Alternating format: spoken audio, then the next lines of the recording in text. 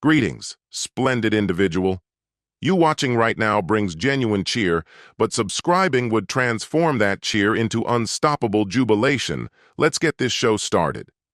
Marilyn paused by the entrance, tilting her head slightly to catch a glimpse of herself in the hallway mirror. The sharp rhythm of her red heels echoed across the hardwood floor, measured, deliberate, almost like part of a carefully rehearsed act. She didn't so much as glance in my direction while she touched up her lipstick. "Don't wait up," she said, slipping her clutch beneath her arm. Then, with a slow turn and a sly smile, she added, "I've got plans tonight." She grinned like it was some light-hearted punchline, as if I were the straight-faced husband in her ongoing comedy routine. For a long time, that had been my role, silently absorbing the barbed comments she dressed up as jokes, the digs she laughed off. But something inside me had stopped absorbing the hits. "Plans?" I echoed, keeping my voice steady. She gave a casual shrug, fiddling with her bracelet like none of this was out of the ordinary. "Oh, come on, Jake. Don't make this a thing. You know we've been going in circles." Her laugh was soft, dismissive, like she was already saving the real version of it for someone else waiting just beyond the front door. I didn't laugh with her. I didn't protest either. I set my coffee cup on the counter and said, "Then I'll be sure anything with my name on it is gone by the time you get back." The sound of her laugh died abruptly, like a track skipping in the middle of a song. Her hand froze on the doorknob. "What did you just say?" Her voice had lost its playful tone, sharp now. "You heard me," I said. My voice remained calm, unshaken, final.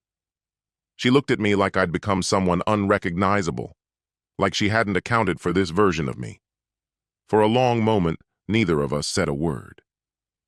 "You're overreacting," she muttered eventually, but the edge in her voice had dulled. I didn't answer. I just met her eyes and waited until she looked away. She stepped outside and shut the door behind her with more force than necessary. This time, the silence that followed didn't feel oppressive. It felt like clarity, like something had been released. I didn't linger in the kitchen. I headed to the garage, flipped on the overhead light, and reached up to the dusty top shelf where an old lockbox had sat untouched for years. I'd never forgotten it was there. Inside were the things I'd quietly kept separate, documents that proved I existed independently of her: my passport, birth certificate, insurance forms, the title to my truck, tangible pieces of a life outside Marilyn's orbit. I laid them all out in a neat row across the workbench. I wasn't angry. I wasn't frantic. I moved with calm precision, like organizing tools back into place. As I sifted through the papers, a thin envelope slipped free from between some faded receipts. It wasn't addressed to me. Curiosity nudged me to open it. Inside was a folded bar tab from a rooftop lounge downtown. Marilyn's name topped the bill. The final charges showed 2 guests, several nights in a row. I stared at it, the timing aligning in my head with unsettling ease. These weren't wine nights with friends. Marilyn wasn't the type for glittery cocktails in trendy spots. She preferred lazy nights in, phone in hand, glass in the other. Whoever had been across from her at those tables, it wasn't me. I tucked the envelope into my jacket and went back inside. At the kitchen counter, I opened our shared laptop and searched our inbox. Buried in promotional clutter was a rideshare receipt from just a few evenings ago. Pickup, our home. 8:15 p.m. Drop-off, that same rooftop bar, 8:42. I didn't feel surprised anymore, just focused. Each discovery was a quiet confirmation, a bolt tightening into place. I closed the laptop and scanned the room. Then I returned to the garage, put the documents back into the lockbox, and sealed it with a firm click. Tonight wasn't about confrontation. It was about being prepared, ready to move the moment I chose to. From the hallway closet, I pulled out a single duffel bag and laid it across the bed. I packed only what I needed: a week's worth of clothes, my laptop, and a folder of paperwork I'd set aside long ago. Nothing more. I lifted our wedding photo off the dresser.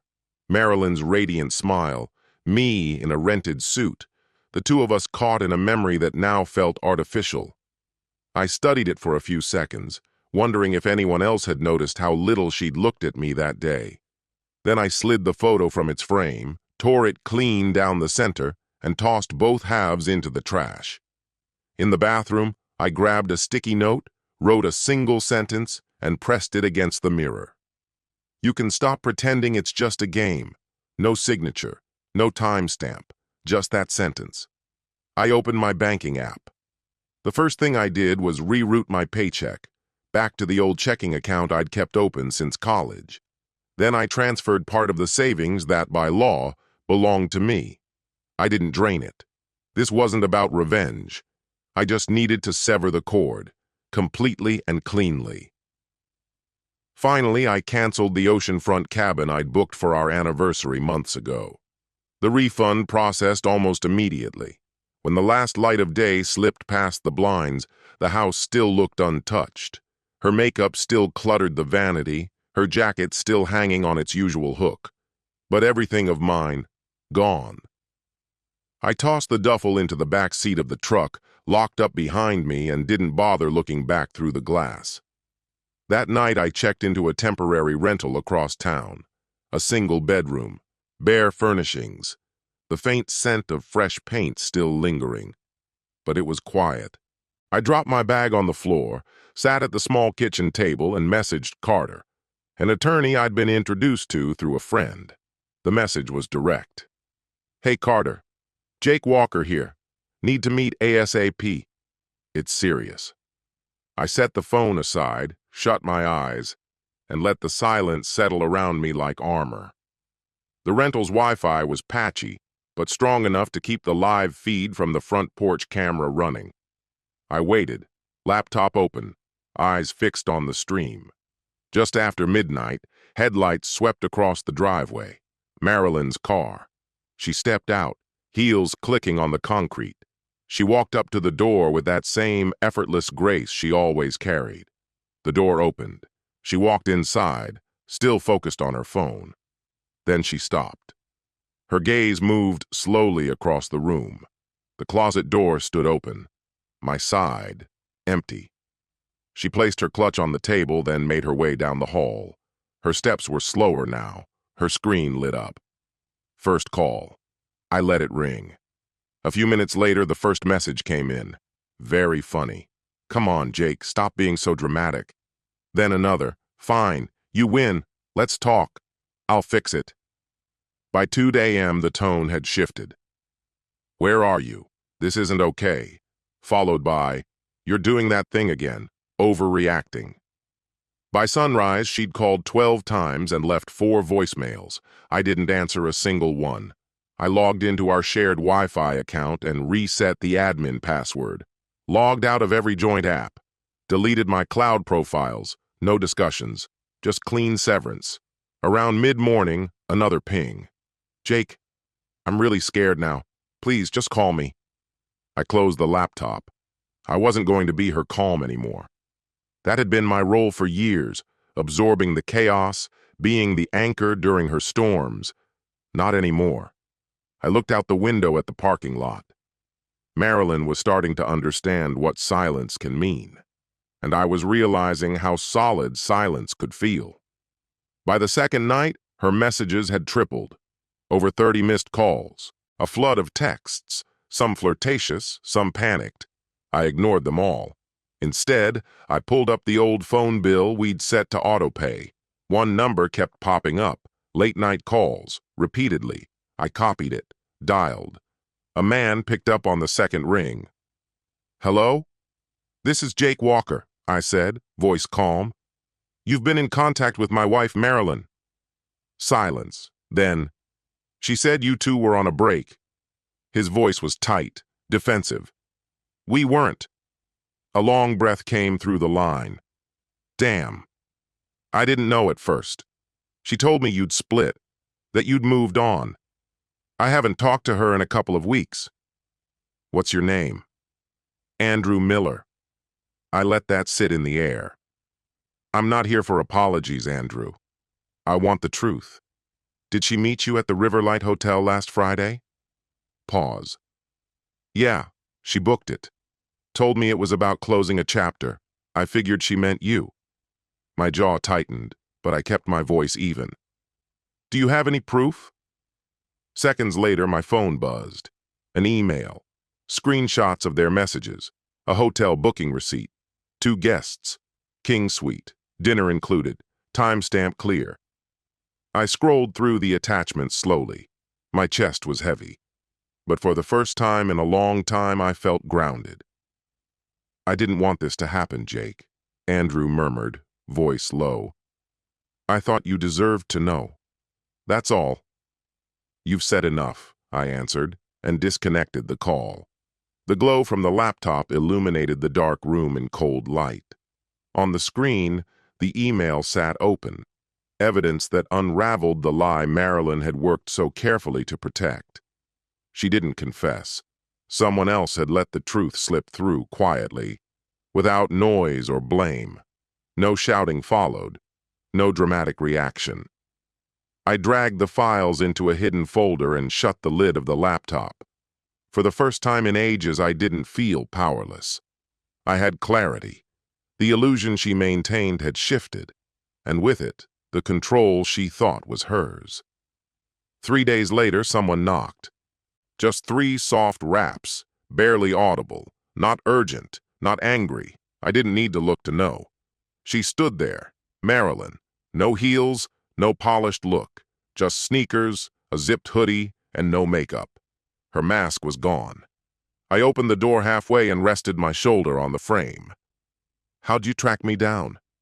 She glanced behind me, eyeing the small apartment. You mentioned this place once, years back when we drove past that old park. It stuck with me. I didn't step aside to let her in. Jake, she began quickly. Nothing happened with him. I know what you're thinking, but I didn't go that far. I needed you to see me again. You've been so distant. My expression didn't change. Distant? You barely talk anymore, she continued. You don't even fight back. I thought if I pushed, maybe you'd react. Maybe you'd show me you still care. Her words hung between us for a moment. I reached for my phone, opened the email, and turned the screen toward her. The hotel invoice was front and center. The color drained from her face. He's lying, she whispered. There are 2 names on the reservation, and your texts. That's not a fabrication. She shifted uncomfortably, fingers fidgeting. It's not what it seems. I was confused. I made mistakes. But walking away like this? That's heartless.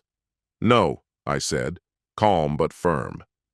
What's heartless is betraying someone and acting like it's some harmless joke, and expecting them to laugh along. Her eyes shimmered, panic clear, but no tears fell. Please, Jake, come back. We can get through this. I'll explain everything. Come back? I echoed. Home is where someone stands with you, not laughs behind your back. I closed the door. Not with force, just enough. Final. Outside, I heard her footsteps shuffle across the pavement, then the distant sound of a car door shutting, and then nothing. I returned to the table and sat down, phone still in hand. The screen glowed with the same message, but now the silence around me didn't feel hollow. It felt earned. The next day, I met Carter in his office. He wore a sharp suit and spoke in clipped tones. You're certain? He asked after I laid out everything. I am, I replied. Start the paperwork. I want to move forward. He nodded and began to jot things down. Assets are simple enough. Property, finances, vehicles, anything under your name stays with you. We'll keep it clean. I slid a folder across to him. Bank statements, the truck title, insurance forms. She can have the car. She always preferred it. I'll take the truck, my gear, what's already mine. That's all I need. He looked up, eyes narrowing slightly. Most people come in ready for battle. You're not angry? I'm not chasing a fight, I said. I want a clean break. That's it. Carter gave a brief nod. Then that's what you'll get. By noon, the draft was ready. I signed the first set of documents and handed the pen back.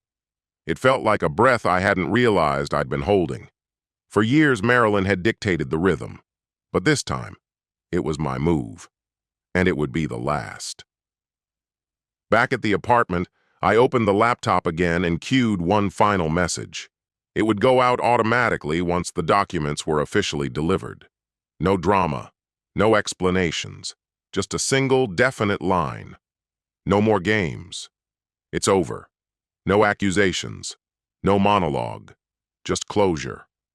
I leaned back in the chair and stared up at the ceiling. That evening, her name flashed across my phone screen again. I let it ring. A voicemail followed, her voice raw, repeating my name like it might undo everything that had already unraveled. I didn't listen to the rest. I erased it. The line had been crossed. There was no going back. A week later, I signed a lease for a simple apartment on the other side of the city. Nothing fancy. 2 rooms, unadorned walls, and a balcony that overlooked an alley and little else. But it was mine. No clutter, no noise, no false promises. A life stripped down and rebuilt from the ground up, on my terms. That first night, I paused in the doorway, keys resting loosely in my hand. My thoughts wandered back to that scene in our old apartment, Marilyn turning to me with that casual tone, offhandedly mentioning she had a date. She'd laughed then, expecting me to react like always, to wince or argue. But I didn't. What I said instead caught her by surprise. She hadn't yet learned how silence could be sharper than any argument. The phone buzzed on the kitchen counter, another voicemail from her. I didn't bother to play it. I powered the phone down, slipped it into a drawer, and stepped outside. I took my coffee to the balcony. For once, the quiet didn't feel like punishment. It felt like peace. The next morning, I opened my laptop and checked my emails. Sitting at the top was a confirmation. The divorce papers had been received. The read receipt showed she'd opened them. At that exact moment, my scheduled message had been sent. No more pretending. We're through. I closed the laptop, slid open the balcony door again, and stepped into the morning air. She used to tell me not to wait up. Now she knew I never would. And just like that, it ended. One door closed quietly behind me and another opened. This one mine and mine alone.